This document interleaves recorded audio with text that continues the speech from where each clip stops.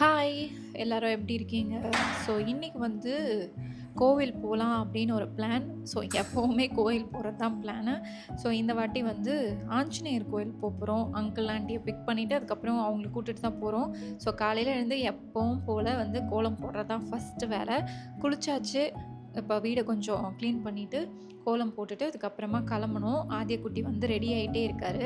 So ராகுல் வந்து கேட்டாங்க, "என்ன எப்பவுமே வந்து கம்பி கோலம் தான் போடுவேன். இன்னைக்கு என்ன ஒரு மாரி டிசைனா போட்டு வச்சிருக்க?" அப்படின்னு சொல்லிட்டு. ஸோ அந்த அளவுக்கு நான் வந்து கம்பி கோலத்தையே போட்டுக்கிட்டு இருக்கேன்னு நெனைக்கிறேன். ஸோ இன்னைக்கு வந்து ஒரு சிம்பிளான ஒரு கோலம் தான். நெறைய பேர் வந்து கோலம் நீங்க போடுறது ரொம்ப சிம்பிளா இருக்கு, ஈஸியா இருக்கு. நானும் போடுறேன்னு சொல்லி ஃபோட்டோஸ்லாம் அனுப்பிச்சிருந்தாங்க. செம்ம ஹேப்பியா இருந்தது. சில பேர்லாம் இந்த மாதிரி நம்ம மேல தெரியாதவங்க ஒரு அன்பு காட்டும்போது ஒரு ஃபீலிங் இருக்கும்ல. சில ஃபீலிங்ஸ் எல்லாம் என்னால எக்ஸ்பிரஸே பண்ண முடியாது. வார்த்தையால சொல்லி விவரிக்க முடியாது. அந்த மாதிரியான ஒரு ஃபீலிங் தான். நான் போட்ட கோலத்த அவங்க ஸ்க்ரீன்ஷாட் எடுத்து, அத அவங்க போட்டு அவங்க வீட்டு வாசல்ல எனக்கு போட்டு அனுப்பிச்சாங்க. அது எவ்வளோ சூப்பரான விஷயம்ல. 2027 நான் எப்படி இருப்பேன்? எங்க இருப்பேன்? இதே மாரி தான் இருப்ப. கொஞ்சம் வளர்ந்துருப்ப. அதுக்கப்புறம் இங்க தான் இருக்க போற. ஏன் இவ்ளோ பெரிய டவுட் உனக்கு? எனக்கு அப்போ எங்க போயிருப்பேன்? துபாய் போயிருப்பேன்னு நினைக்கிறேன். சரி, நீங்க துபாய் போய் செட்டில் ஆயிடுங்க. அப்ப அங்க ஒரு ஸ்கூல் எல்லாமே. சரி, அங்க போய் ஸ்கூல்ல சேர்த்து விட்டுருங்க. என்னப்பா துபாய் போகணுமா ஒருத்தருக்கு? நான் பார்க்குற யாருக்கு அங்கே இருக்காங்களோ அதே தான் நான் கேட்குறேன். சரி, இப்போ எங்க போறோம்? நான் இப்போ எங்கள் வீட்டுக்கு போகிறேன். காலையில 6:30 மணி. கோயில் போகிறோம். மயிலாப்பூர் எஸ். ஸோ ஒரே கோவில் ட்ரிப்ஸ் தான். என் கூட இருந்தால் அப்படிதான் இருக்கு. ஆமா, நிறைய பேர் கேக்குறீங்கல்ல, ஏன் நீங்க ஃபிஷ்ஷே சமைக்க மாட்டீங்க, ஏன் நான்வெஜ்ஜே சமைக்க மாட்டேங்கிறீங்க ஏன்னா அப்படின்னு. நாங்க தான் கோவில் போறோமே. ஒரு சாமியாரை வச்சிருந்தா என்ன பண்றது சொல்லுங்க. ஸோ அவரு சிக்கனே சாப்பிட கூடாது. ஆமா, மட்டனே சாப்பிட. இவர் வந்து அடிக்கடி விரதமா இருப்பாரு. நல்ல விஷயம் தான், இருந்தாலும் எங்களையும் கொஞ்சம் மைண்ட்ல வச்சுக்கலாம். ஆல்வேஸ். ஸோ நிறைய பேர் கேட்டே இருக்காங்க, வாவே உனக்கு தெரியாது, கமெண்ட்ஸ்ல கேட்குறாங்க, ஏன் நீங்க நான்வெஜ் சமைக்க மாட்டீங்க, ஏன் ஃபிஷ்ஷே சமைக்க மாட்டேங்கிறீங்க அப்படின்னு. நம்ம ஊர் ஸ்டைல் ஃபிஷ் கறி இருக்கு இல்லையா, அந்த என்ன சொல்றது, புளியெல்லாம் கரைச்சி ஊற்றி வைப்போம்ல, அது செஞ்சா ராகுலுக்கு சுத்தமா ஒரு வாய் கூட வைக்க மாட்டாங்க. அவங்களுக்கு வந்து கேரளா ஸ்டைல் ஃபிஷ் கறி நான் சமையல் வித் அமலா சேனல்ல ஷேர் பண்ணியிருப்பேன். அந்த ஃபிஷ் கறி வச்சாதான் சாப்பிடுவாங்க.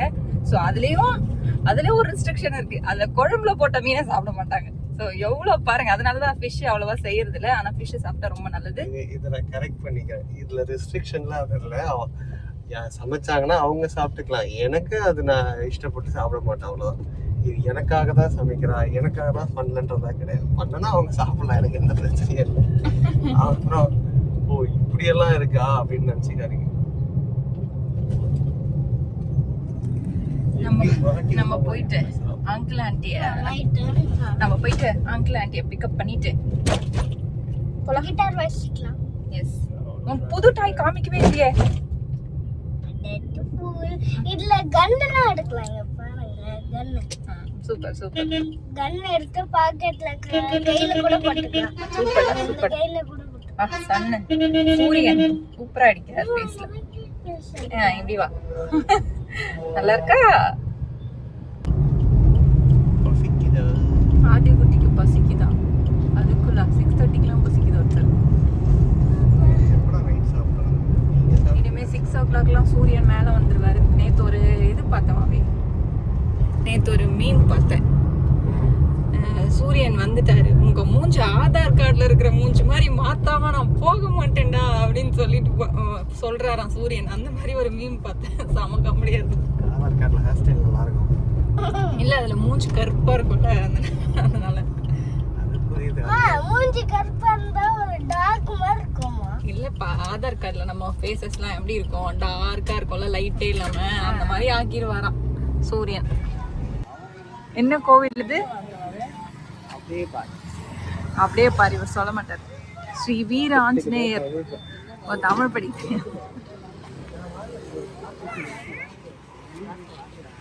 எல்லாம் வந்து மாமனாரை காமிங்க ஆண்டி, மாமனார் காமிங்க, மாமியாரை காமிங்க அப்படின்றாங்க. அதனால ஒழுங்கா வந்து ஃபேஸ காமிச்சிடுறீங்க. அங்கிள் நீங்களும் காமிங்க.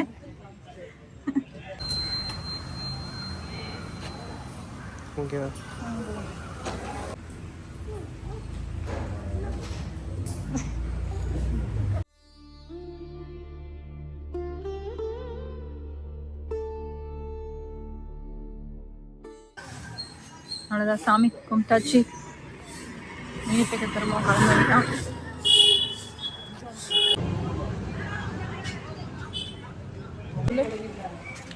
ராயர் மிஸ்ஸுக்கு போனோம்.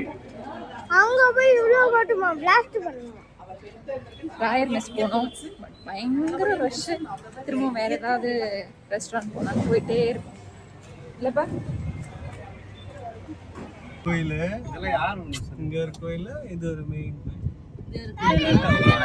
மாதவ பெருமாள் கோவில்.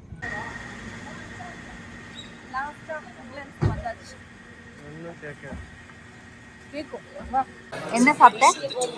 பூரி சாப்பிட்டாச்சு. சாப்பிட்டு முடிச்சுட்டு நேராக அங்கிளை வந்து ஆழ்வார்பேட் கிளினிக்ல வந்து ட்ராப் பண்ணியிருக்கோம். ஆமாம், அங்கிள் திரும்பி வரும்போது கேப்ல தான் வரணும். எல்லாம் வந்து அவரோட மகன் பண்ண வேலை. Okay daddy, Tata Tata. School பாய் டிராப் பண்ணியாச்சு. லஞ்ச் பேக் கிடையாது இன்னைக்கு. ஆமா, லஞ்ச் வந்து திருப்பி லஞ்ச் கொண்டு வந்து கொடுத்துட்டு அப்புறம் நீங்க வீட்டுக்கு போங்க. லஞ்ச் கொடுத்து நீ வெயிட் பண்ணிட்டு ஆமா, நீதான் திரும்ப அங்கிளை பிக்கப் பண்ணி அங்க விட்டுட்டு வந்துடணும். அப்ப நான் செக்ஷன்ஸ்ல அப்ப எடுப்பேன். எப்படி எல்லாம் என்ன இப்ப நான் ஆத்தியாவா நான் நான் தான் அச்சச்சோ. அந்த அச்சதான் ஆகியா. சரி, டாடா.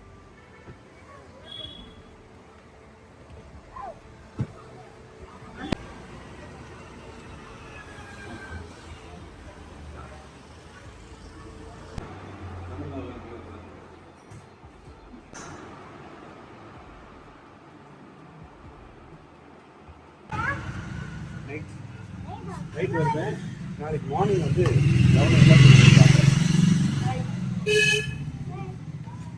11 o'clock வந்துமா? நான் இது கம்ப்ளைண்ட் பண்ணேன். இங்கே பிடிச்சி வச்சுக்கோங்க அங்கிள். நீ சூர்யா Bad boy ஆ இருக்கா? அக்கா வீட்டுக்கு போ.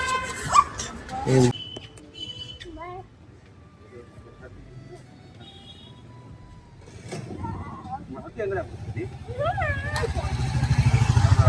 வர வழியில் நுங்கு பார்த்தோம். ஸோ ரொம்ப நாள் ஆச்சுல, இப்போ தான் சீசன். அழகாக வாங்கி பதனி, நுங்கு இதெல்லாம் எனக்கு ரொம்ப பிடிக்கும்.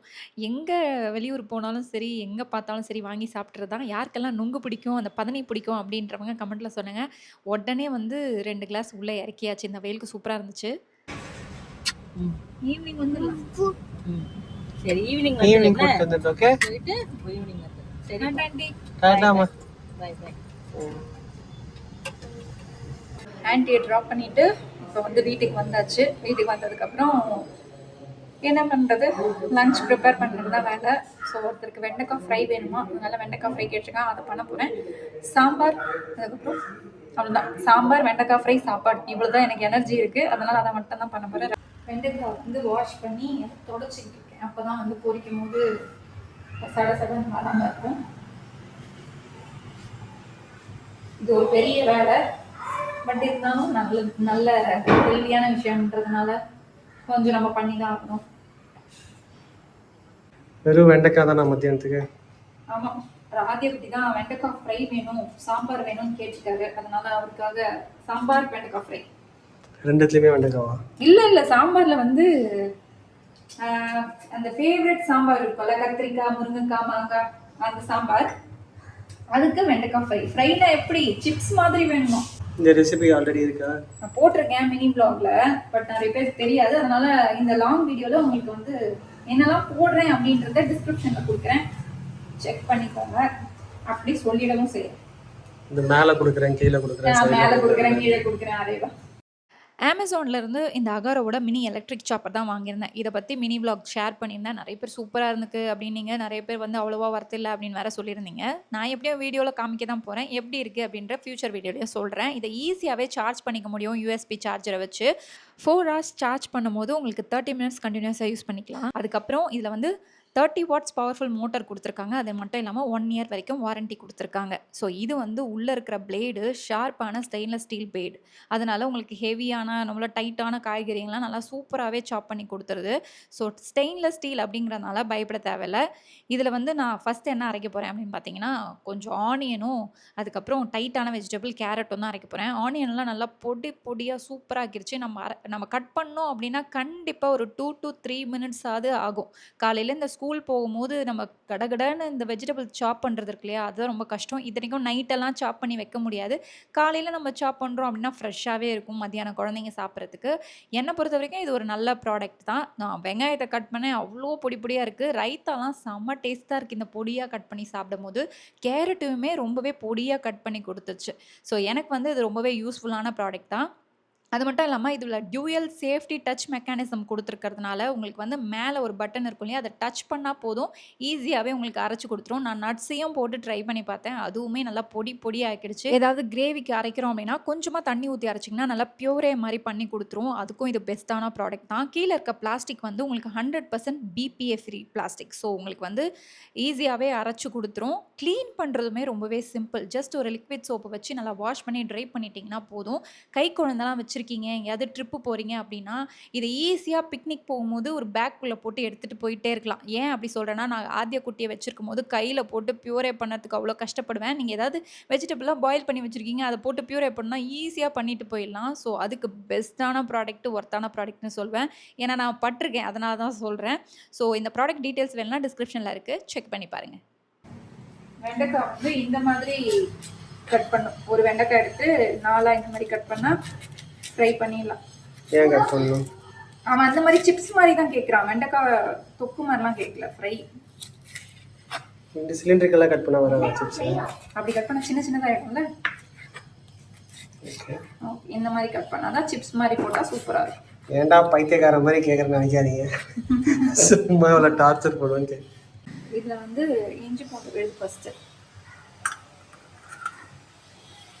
அப்புறமா கொஞ்சமாக காஷ்மீரி சில்லி பவுடர், அப்புறமா வந்து பெப்பர் பவுடர், மஞ்சத்தூள்,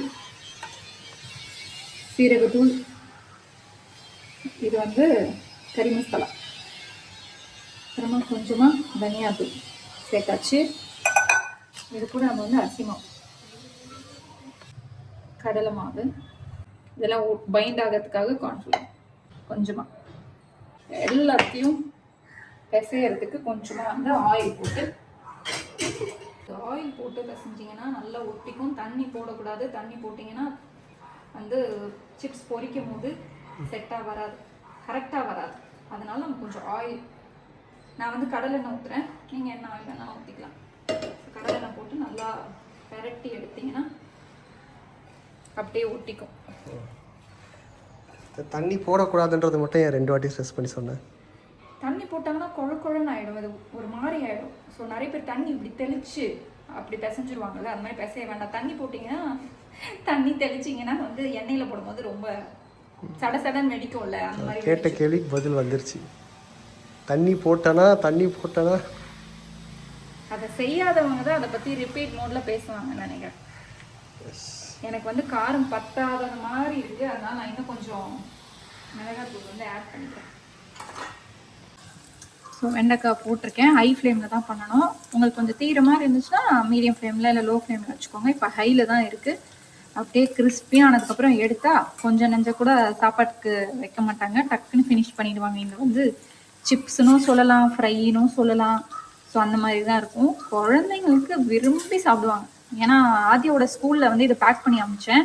ஸோ அங்கே இருக்க பேரண்ட்ஸ்லாம் வந்து எப்படி பண்ணீங்க அப்படின்னு மெசேஜ் அனுப்பிச்சு கேட்டு பண்ணது. அது வந்து எனக்கு ரொம்ப ஹாப்பியாக இருந்துச்சு. எப்படிங்க பண்ணணும், என் குழந்தை ரொம்ப விரும்பி சாப்பிட்டா, ஸ்கூலில் சொன்னா அப்படின்னு சொல்லி நானும் ஒரு ரெசிபி ஷேர் பண்ணேன். அவங்க ரொம்ப ஹாப்பி. ஸோ இன்றைக்கி உங்கள் கூட இதெல்லாம் ஷேர் பண்ணுறதுக்கு எனக்கு இன்னுமே ரொம்ப ஹாப்பியாக இருக்குது. ஸோ வெண்டைக்காய் ஃப்ரை ஆகிட்டே இருக்குது. கிறிஸ்பி ஆனதுக்கப்புறம் எடுத்து சாப்பிட வேண்டியது. இந்த மாதிரி ஸ்நாக் ஐட்டம்ஸ்லாம் ஊட்டி விடணும்னு எந்த அவசியமே இல்ல. "கை பாத்தீங்களா? வந்து வந்து எடுத்துக்கிட்டு போறத. இருடா நான் மொத்தமா பொரிச்சு நானே ஊட்டி விடுறேன்" அப்படின்னு சொல்லிட்டு, நான் தான் கெடுக்கிறேன் அவன தெரியுது. இருந்தாலும் என்ன பண்றது? கைய சூடா வச்சுக்க போறான் எண்ணெயிலன்னு சொல்லிட்டு, வெயிட் பண்ணுடான்னு சொல்லி கொஞ்சம் அத பொரிச்சு முடிச்சு எடுத்துட்டு போய் அவன் கூட வந்து அந்த பசில கேம் விளையாடிக்கிட்டே அவனுக்கு அப்படியே ஊட்டி ஊட்டி விட்டுட்டுருந்தேன். ஏன்னா சாப்பாடு வந்து வேக போட்டிருந்தேன். அது வேகறதுக்குள்ள சைட் டிஷ்ஷா இது கொஞ்சம் உள்ள போட்டோம் கொஞ்சம் கிரிஸ்பியாவே அப்படின்னு சொல்லி அத பண்ணிட்டு இருந்தேன். இந்த மாதிரி உங்களுக்கு ஹவுஸ் ஒய்ஃப் சீரிஸ் புடிச்சிருக்கா? அப்படின்றத கமெண்ட்ல சொல்லுங்க. ஏன்னா நெறைய பேர் வந்து கேட்டுக்கிட்டே இருந்தீங்க வீடியோஸ் டெய்லி ஷேர் பண்ணுங்க அப்படின்னு. பார்த்த எல்லாருக்குமே ரொம்ப ரொம்ப நன்றி. இந்த மாரி இன்னொரு வீடியோல பார்க்கலாம். அது வரைக்கும் பாய்.